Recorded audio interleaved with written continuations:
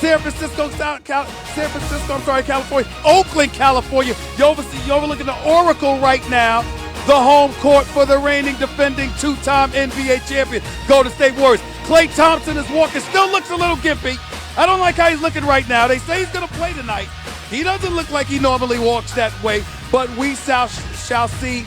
We know how badly he wants to play. Steph Curry, all smiles, straight off and dropping 47 points in Game 3 of the NBA Finals. He looks ready. He looks spry. That's the cool, smooth walk that he usually has. And don't ask me to try to explain what Kawhi Leonard looks like. He looks like he always does. Doesn't matter whether he's excited. Doesn't matter whether he's down. Doesn't matter, period. He's averaging 29 and 9 in these NBA Final Series. And you see that is outside the Oracle.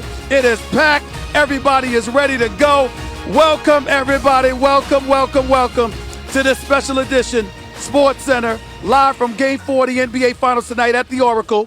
The Golden State Warriors hosting the Toronto Raptors. The Toronto Raptors are up 2-1 in this series. I'm outside, as you can see, with a bunch of folks behind me. Why? Because they threw us out of the Oracle. There's a closed practice, a closed walkthrough going on, and I'm not allowed to be on the court as of yet, but I'm about to go inside in just a few minutes. Until then, got a great show coming your way. Obviously, got a lot of stuff coming up. The great Jeff Van Gundy himself is coming up. You see the one and only Snoop Dogg. He's in the house. He will be on the show tonight. Of course, there's Michael Wilbon, the great Michael Wilbon, PTI fame, every weekday on ESPN. You could see him. Obviously, again, when we think about, I got to get to my state of mind first, forgive me, before Mark Spears, Ryan Windhorst comes on the show. Got to get to my state of mind because what I'm thinking about is Klay Thompson. I'm thinking about the injury. I'm thinking about the fact that he sat out of Game 3 with his hamstring injury. And here's the thing that you've got to peel from this. Somehow, some way, as much as the Golden State Warriors need his jump shot to be clicking tonight, there is no question. They've got to amp up their defense. The Toronto Raptors shot nearly 53% from the field. They shot nearly 45% from three-point range. They ran roughshod over the Golden State Warriors in Game 3. The Golden State Warriors seemed incapable of stopping them. Practically every single player for Toronto that took a shot hit at least 50% of their shots. You've got to change that up if you're the Golden State Warriors going into tonight's Game 4, if you want to even up this series. You can't be on the brink of elimination with questionable health. KD supposedly not going to play, but I'm going to ask Mark Spears about that in a minute. Klay Thompson, hampered, we know that. Iguodala, he could go down. Boogie Cousins, he could go down. Nobody's reliable right now. You've got to depend on your defense. The Golden State Warriors have scored 109 points in each game, but they've given up 118 or more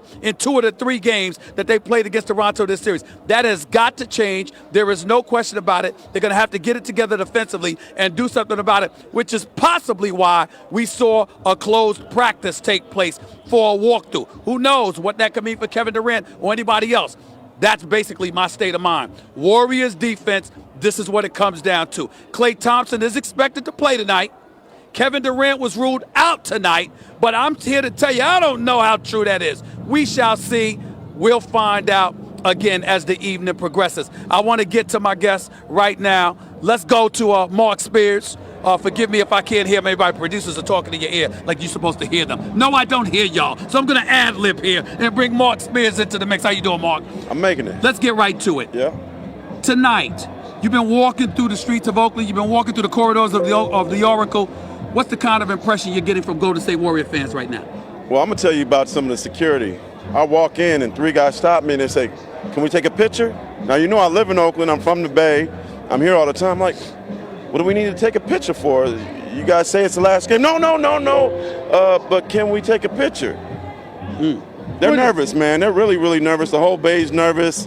They're getting sentimental, obviously, because this has been the home for 47 years. Right. But the fact that this dude asked me to take a picture tells me they're worried about it being the end tonight. They've got the sense that this could very well be the last game for the Golden State Warriors at the Oracle to get ready to move across the Bay to San Francisco next season. Obviously, they're down 2-1. They go down 3-1 tonight. They got to go back to Toronto for a Game 5, so it makes sense. What can you tell us about Kevin Durant? Because I'm a bit suspicious about what's going on with the Golden State Warriors, considering the fact that it was a closed-door, practice walkthrough. Tell me what your thoughts are about that. Well, after Game 3, I saw him walking out. He walked okay. That's not running, that's walking. I said, so what's up for Game 4? He said, we'll see tomorrow, meaning yesterday. I'm with you. This isn't normal for them to close things up before the games. they done that on occasion when they had early games, but I'm curious. I'm just curious to see. I wish we knew what was going on behind the scenes here. But I'm not going to give up on a possible Willis Reed moment just yet. Okay, possible Willis Reed moment from Kevin Durant. We shall see. Mark Spears, appreciate you. Klay Thompson for the Golden State Warriors. He was seen a little while ago. He talked a little while ago. Let's hear what he had to say. How do you think you can impact Game 4 after being able to sit back and watch Game 3? Well, I think I can impact Game 4 by doing what I do. That's getting buckets and getting stops. If we didn't feel like we could be here, we wouldn't be here right now. Simple as that. I have the same confidence. Our best basketball is usually played when our backs are against the wall, whether that's in a series, whether that's in one particular game. If we put a huge effort in and we're the hardest playing team, then we're going to deserve to win. And that's all we're focused on. I'd say the cards are stacked against us in terms of injuries and things like that, but it's a sob story nobody really wants to hear. It's about how can you get the job done, and we gotta go do it. Actually, my mistake showing my amateurism. That sound was from yesterday. It was not from today. That was the players speaking. You're no amateur. You're no amateur. Well, Brian Windhorst is right here with me right now. This could very well be the end of the Warriors at the Oracle tonight. If they lose this game, they could lose Game 5. Series is over. This could very well be their last game. What are they saying to you about that? Okay, well, first off, my experience in watching a lot of series in my career, I felt this way about the Bucks-Raptors series. Whoever wins tonight's game, in my mind, wins the series. Because the Warriors are only going to get stronger. Klay Thompson will be better in Game 5 than he is tonight, probably. Durant gets more time, whether he surprises us tonight or he comes back on Monday. The Warriors are going to be better as this goes on, and they don't worry about home court. The Raptors get up 3-1, which is what they're focused on, Stephen A. They want to step on the Warriors' throats tonight. They know it's an advantage there's only one day off. That favors the Raptors. What do you feel about the possibility of a Willis Reed kind of moment? For those of you out there who are wet behind the ears and young and don't know any better, Willis Reed of the New York Knicks came out limping in the early 70s, limping for the New York Knicks to play a few minutes and help deliver a championship for them. Is that the potential of a KD moment in this particular situation in some people's eyes? All I can tell you is that the Warriors really did think he was going to practice yesterday. They really thought he was going to practice yesterday and see how he felt today and play. There was a reason why they thought that, and there was a reason why he didn't go yesterday. I can only imagine who is in Kevin Durant's ear right now. But the thing about it is this is a calf injury. And if you have a compromised calf, you bring your Achilles into play. So I'm sure there are people telling him, you've got to protect that injury. You do not want to go out there on a bad leg and blow your Achilles. And there are other people telling him it's the NBA Finals. You got to gut your way through it. I can only imagine the people that are in his ear right now. But the other thing is, it's not just Kevin Durant. We got Kevon Looney tonight. And I know that we're not talking about a future Hall of Famer here, but he is so important to their defense, Stephen A. You just talked a minute ago about how their defense is so important. He is considering taking the needle. He has got a torn piece of cartilage in his chest. It's a football injury because he got hit by a football player, Kawhi Leonard. Right. He was ruled out. They said, you're done. We'll see you in the summer. We're going to negotiate your contract. He can take a needle and numb it up. And the fact that he's thinking about doing that too tells me just how much he and the Warriors know they may need his defense. I'm worried about him tonight too. When you heard Draymond Green speak immediately after Game 3's loss on Wednesday night, he seemed incredibly comfortable, incredibly confident. Does that come from being the reigning two-time defending game champions, or does that come from knowing something that we don't know about the injuries to a Klay Thompson, to a Kevin Durant, and their expected availability or lack thereof? I'm not surprised that they're confident, because why wouldn't they be? They're one of the greatest teams of all time. But Stephen A., I think the Warriors are in serious trouble. So do I. The Raptors have outscored them 10 out of the 12 quarters. We just saw in the last series that the Warriors were a little bit shaky. Now, they overwhelmed with all those comebacks against the Blazers, but they were a little shaky coming in. They were not playing their best. And they have now been injured. They're shaky and injured. Well, let me challenge you on that, Wendy. I'm not as shaking, and here's why. I think that the Warriors are knockout punchers. I'm not worried about them getting outplayed in the 10 to 12 quarters, because those 2 quarters still have them only 1 game behind. I think that they feel very good about their offense. Defensively, they know they have to amp it up, and I don't believe, they believe, nor do I believe anybody else believes, including you, that the Toronto Raptors can shoot the basketball in Game 4 the way that they shot in Game 3. To that you say what? I say if the Warriors can find a way to win tonight, all the pressure goes on the Raptors to win Game 5.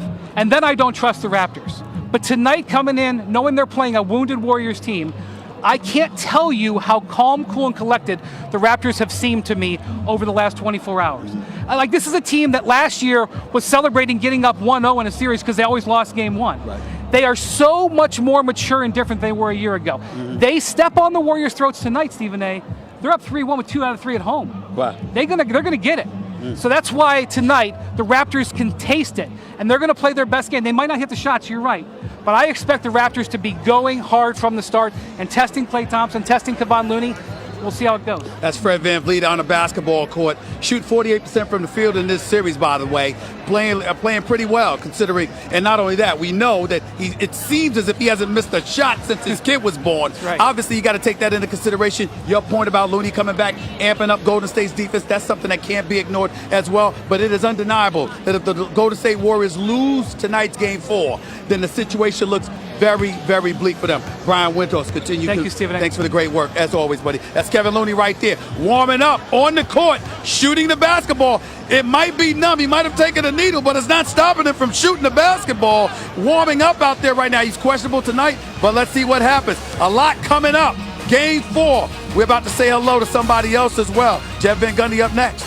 Back in a minute. Coming off that 47-point performance where he basically carried the Warriors' offense, they'll need another big night for Steph to tie the series up. Game 4 is just 2.5 hours away. Let's go back to Oracle, Sage.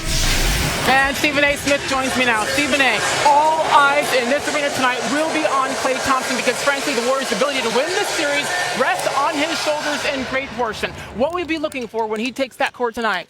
Well, believe it or not, as great of a shooter as he is, and obviously you're looking for him to make shots, the thing that I'm looking for is how is he going to improve their perimeter defense. The Toronto Raptors shot over 52% from the field, nearly 45% from three-point range. Every single individual that took a shot for them shot 50% or better from the field. That can't be allowed. 2 of these first 3 games, they scored 118 points at least. So when you're the Golden State Warriors, you scored 109 points in each of these games. You're putting up enough points to win. What you're not doing is defending. They would tell you that Klay Thompson obviously assists their defense dramatically. We're going to find out today because no matter how good he does, no matter how good he shoots, if you can't get stopped and Toronto shoots the way they shot in Game 3, you're going to lose this game. And it's something nobody's used to seeing with the Warriors is issues on defense. So if Toronto goes up 3-1, they basically are shutting the door on this series. What do you need to see from them tonight to get that done?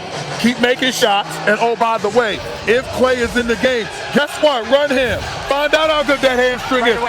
Listen, act like you were Sage Steele. Don't run. We know you like to run, Sage. Act like you were Sage Steele. You got to run all night long. Let him chase you. See what he's going to do.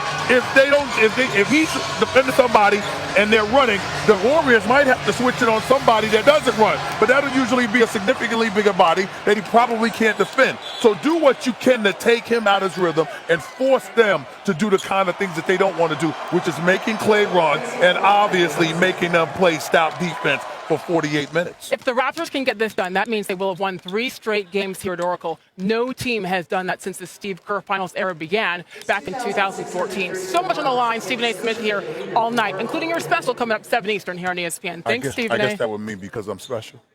We know you're very, very special. Kevin, please take it. I'll gladly take it, and we'll take it to Klay Thompson. You know, Game 3 was the first playoff game Thompson had missed in his career. His streak of 120 straight postseason games was the 3rd longest among active players, trailing only LeBron and Tony Parker. And you heard Stephen A. talk about run in. Well, how will that hamstring hold up? He covers over 1.5 miles per game on offense this postseason. That is Klay, 5th in the NBA and over 1.3 miles on defense, 3rd in the league. He's the only player that ranks in the top 5 in both categories. And with that, let's bring in Tim Legler, a shooter knowing a shooter, with Klay returning tonight here. And you look at the vulnerability with that hamstring. What's it going to affect him the most, or where? Offense or defense? It's defense, and here's why. Offensively, you can control your tempo, your pace, right? You know exactly what you want your body to do, and you're in complete control. Defense is about reaction and instinct. So look at a play like that, the closeout, and then you've got to decelerate and stop on a dime. That's all hamstring that's allowing you to do that. The ability to chase over screens and then right there, then jump off the floor, reacting to Kawhi Leonard's pass to get a deflection. And then this probably more than any other. Klay Thompson, one of the best in the league at pursuit of the guy he's guarding even after the screen takes place. So for me, it's the defensive area of the floor because you're reacting to everything that someone is doing to you. You can't control your body then. Even the simulated workouts he's had, Kevin, everything he's doing subconsciously, he's doing it at a certain pace, so he's in control. That's not the case when you're guarding Kawhi Leonard. You're reacting to an elite player.